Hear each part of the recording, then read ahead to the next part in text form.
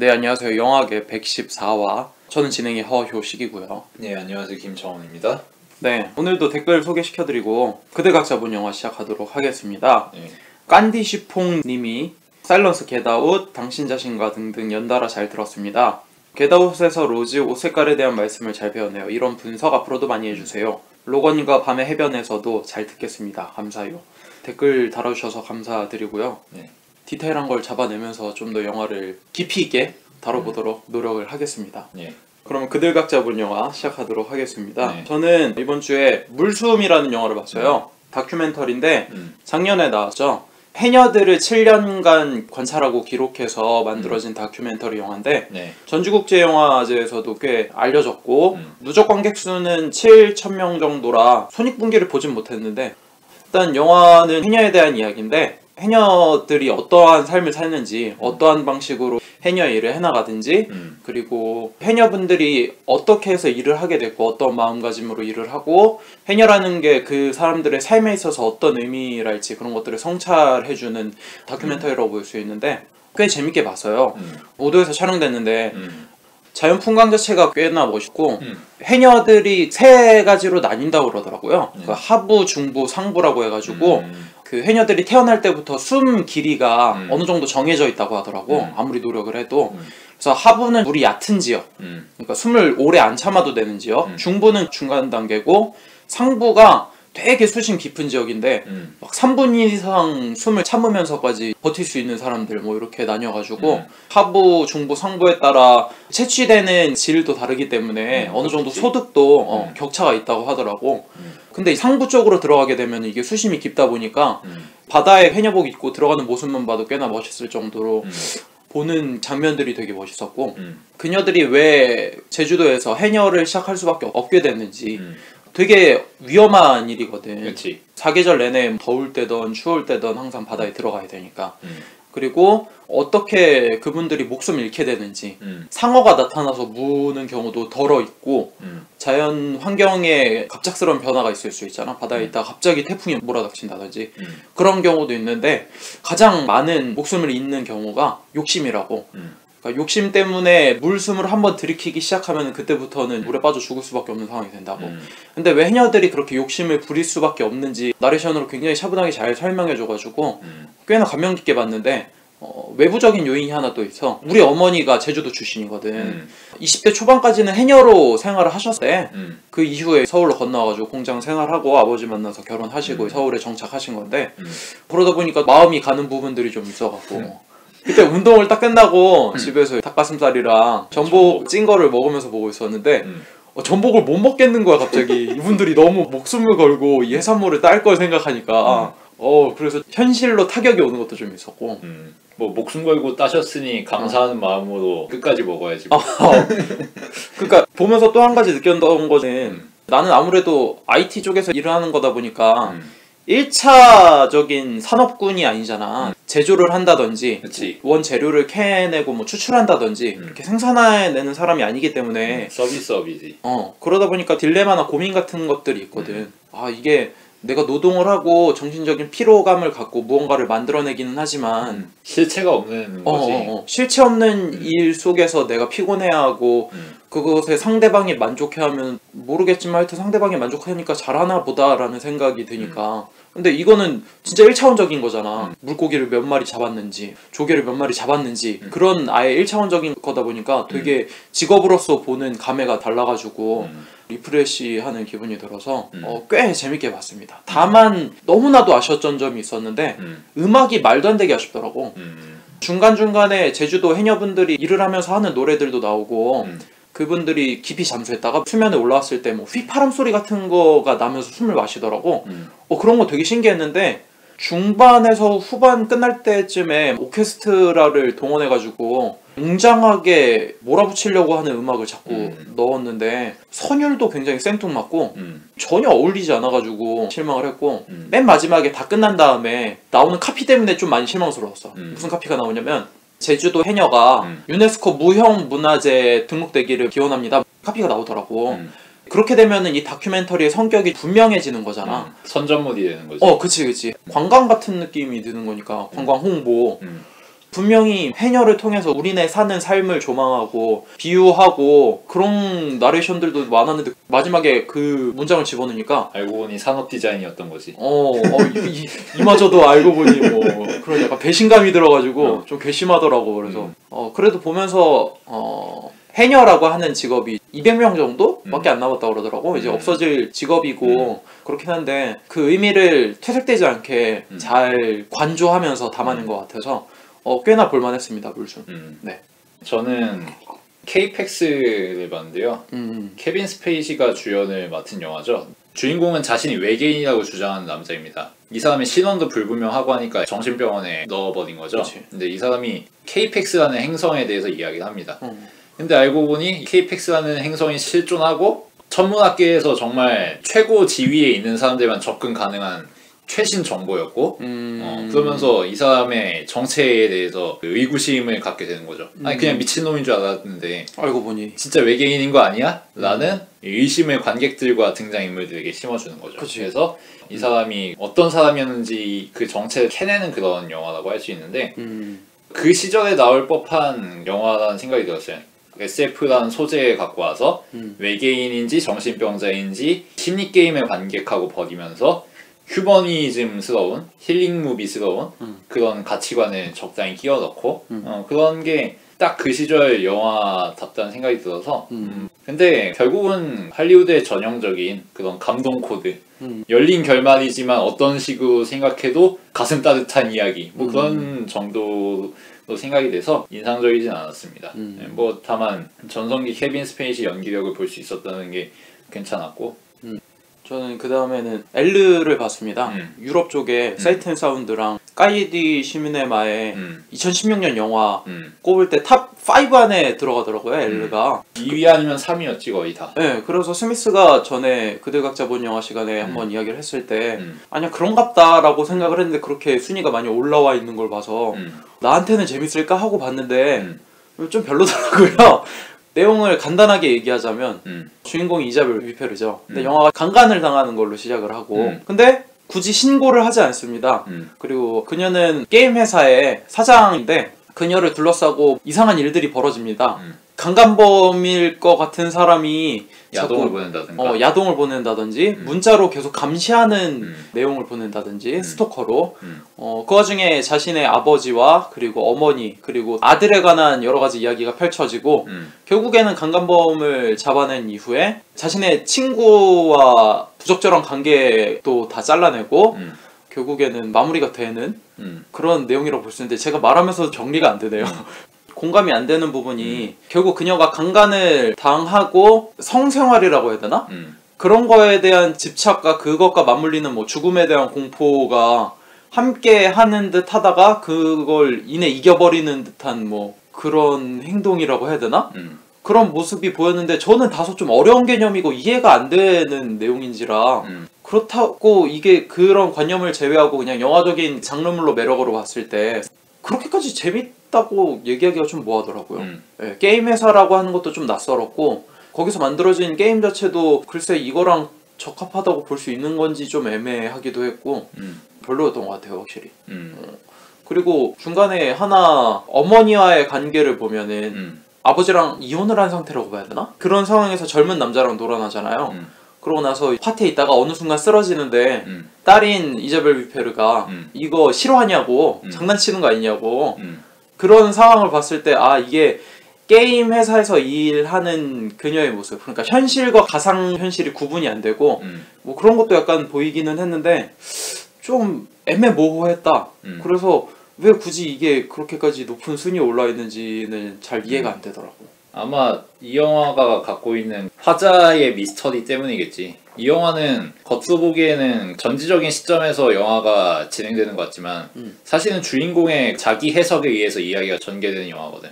모든 영화의 서사 전개가 주인공의 중심으로 돌아가잖아. 그치. 그리고 그것을 관객들은 무비판적으로 받아들이고 근데 여기에 의심을 던질 만한 요소들이 몇 가지 있지. 예를 들어서 주인공과 주인공의 아버지의 과거가 심상치 않았다는 것이 몇 번 암시가 되잖아. 그리고 표면적으로는 그냥 주인공의 아버지가 미친놈이었고 주인공은 뭐 그것에 이용만 당했다는 식으로 묘사되긴 하지만 그치. 영화의 전체적인 내용이나 주인공의 행태를 보면은 과연 어린 시절의 주인공이 무죄였을까? 그냥 피해자에 불과했을까? 이런 의심을 던질 법하지. 그리고 그쯤 되면 이 영화에서 말하고자 하는 것들을 다 의심해볼 수 있는 거고. 그래서 그게 일반적인 영화였으면은 사실 그녀의 모습이 굉장히 사이코패스처럼 보이게끔 좀 더 자극적으로 하이라이트 부분을 심어줄 수도 있잖아. 근데 이 영화는 그렇지가 않잖아. 그걸 애매모호하게 처리하면서 그렇다는 뉘앙스만 던져주고 확실한 증거까지는 보여주지 않았기 때문에 그래서 일반적인 영화랑 달라서 내가 재미를 못 느낀 것 같다는 생각이 들었어. 그러니까 스미스 말을 듣자면은 일반적인 그 서사와 벗어나는 이야기 때문에 높게 평가해준다라고 봐야 되는 건가? 그러니까 이 서사 자체에 대해서 의심을 버리는 그런 진실 게임 같은 그런 것 때문에 높게 평가했겠지. 그러면은 전에 이야기했던 뭐 믿을 수 없는 화자처럼 믿을 수 없는 주인공 뭐 이렇게 봐야겠. 서사 자체를 믿을 수 없게 되는 거지. 그러니까 서사가 영화가 처음부터 끝까지 기승전결을 보여주는 대로 그냥 그래서 내용이 이렇고 이 부분이 하이라이트니까 재밌네 이렇게 보는 게 아니라 그거 자체를 처음부터 끝까지 다 의심하면서 봐야 된다는 거구나. 정말 피곤하네. 뭐 그것과 별개로 이자벨 위페르의 연기는 역시 대단하다는 생각이 들었어. 상황만 놓고 보면은 연기를 잘하지 않으면은 그걸 이끌어갈 수가 없는 상황이었거든. 파티에서의 행동이랄지 사이코패스적인 그런 느낌들이잖아. 강간을 당하면서도 은연중에 그것을 좋아한다는 듯한 뉘앙스? 그런 모습을 보면은 배우로서도 혼란스러울 것 같은 인물이잖아, 캐릭터가. 근데 되게 입체적으로 잘 표현했다는 느낌이 들었어.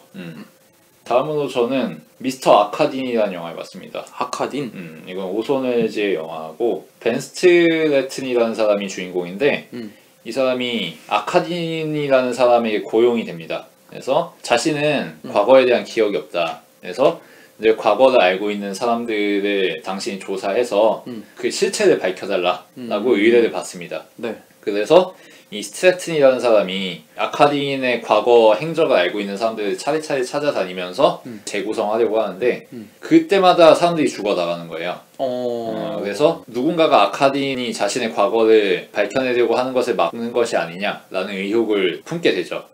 그래서 차례차례 아카딘과 관련된 인물들을 따져봤더니 알고 보니까 이 사람들을 아카딘이 죽였던 거죠. 뭐야 그러면? 그리고 아카딘의 의도는 자신의 과거를 알고 싶었던 것이 아니라 반대로 자신의 과거를 알고 있는 사람들을 숙청하면서 자신의 존재를 지우려고 한 거죠. 네, 뭐 그런 식의 스토리인데 오손 웰즈답게 흑백 영화 특유의 그 조명이나 이 명암 같은 걸 굉장히 잘 살리는 컷들이 있어서 네, 재밌게 봤습니다. 그리고 오손 웰즈가 또 연기력이 좋잖아. 그리고 그 연기력을 강조시켜주는 음악의 활용 네, 이런 것들이 상당히 잘 맞아떨어져서 포스 있는 존재감 이거를 되게 잘 살리더라고.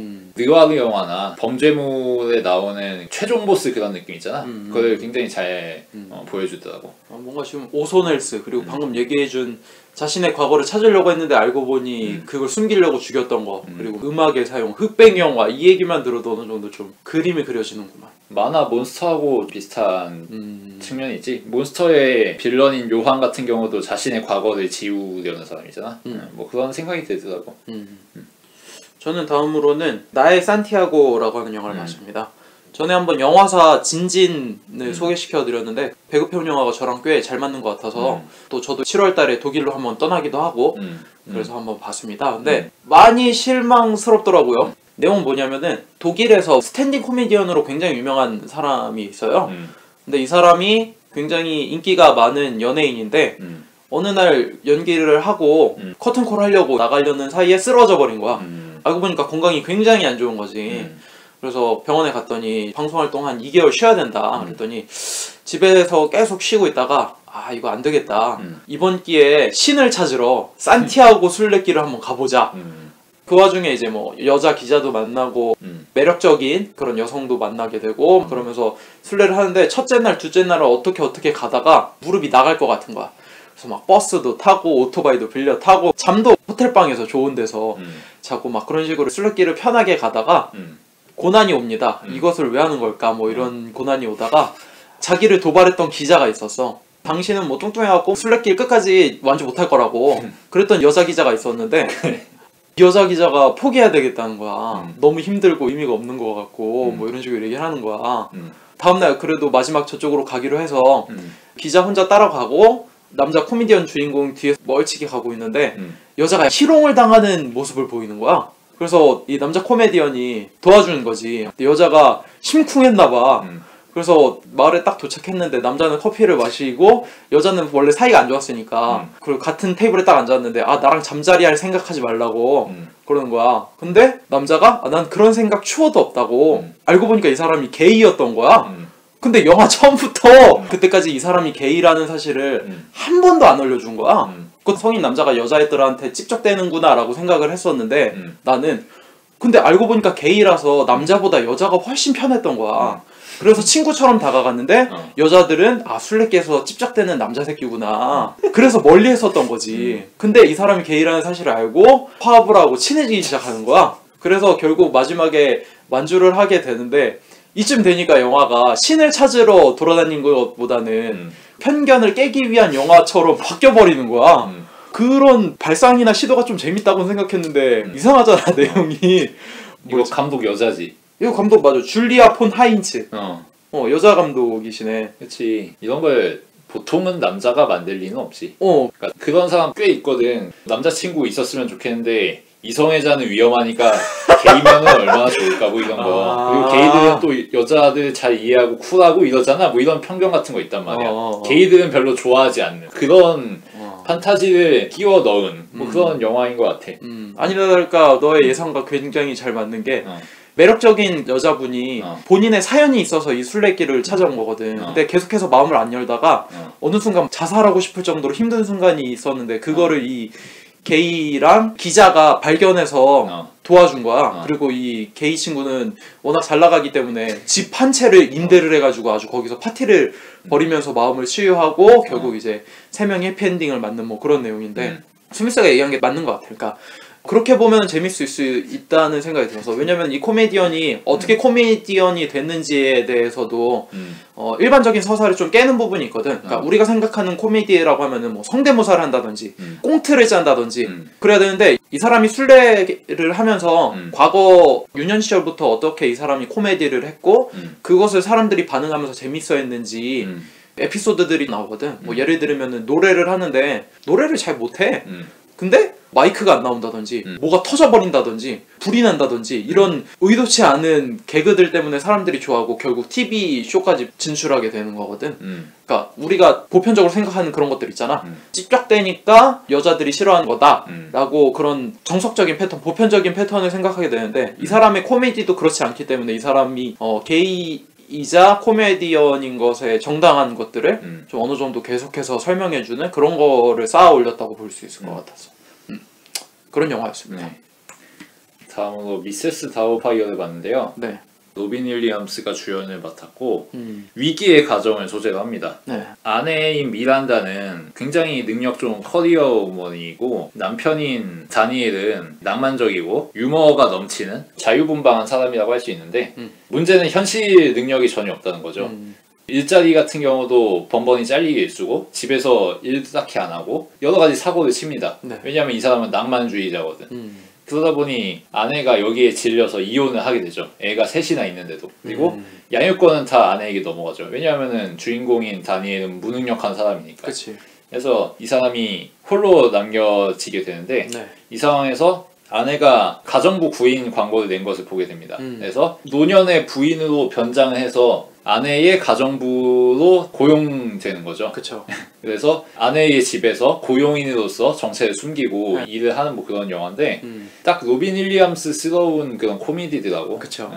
미성숙한 인물을 던져준 다음에 이 인물이 좌충우돌한 코믹한 상황을 맞닥뜨리면서 관객들이 계속 웃겨 나가고 그러면서 성장해 나가면서 인생의 가치는 뭐 이런 거야? 뭐 이런 식의 영화들이 많잖아. 그치. 딱 그런 거의 전형이라고 볼 수 있는데 독특한 거는 할머니로 분장한다는 거 그리고 분장해서 들어가는 집이 하필 자기 집이라는 거 뭐 그런 거지. 그리고 그걸 보는 맛이 있긴 한데 딱 케이블 영화 수준이다. 극장에서 이거를 지금 볼 건 아니다. 이런 영화가 다시 나온다고 해도. 그치. 그래서 뭐 높이 평가하기는 어렵고 그냥 킬링 타임 무비로 보면 좋은 정도가 아닐까 우선 생각을 했어요. 그게 확실히 근데 배우 역량이 좀 다른 것 같아. 그런 설정이 사실 되게 오바스럽고 과도한 설정이잖아. 이혼남인데 자기 전 부인한테 파출부로 가서 일을 한다. 그것도 할머니 분장으로.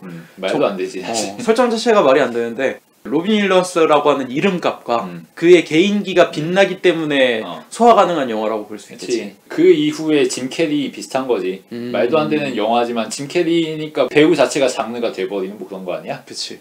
네.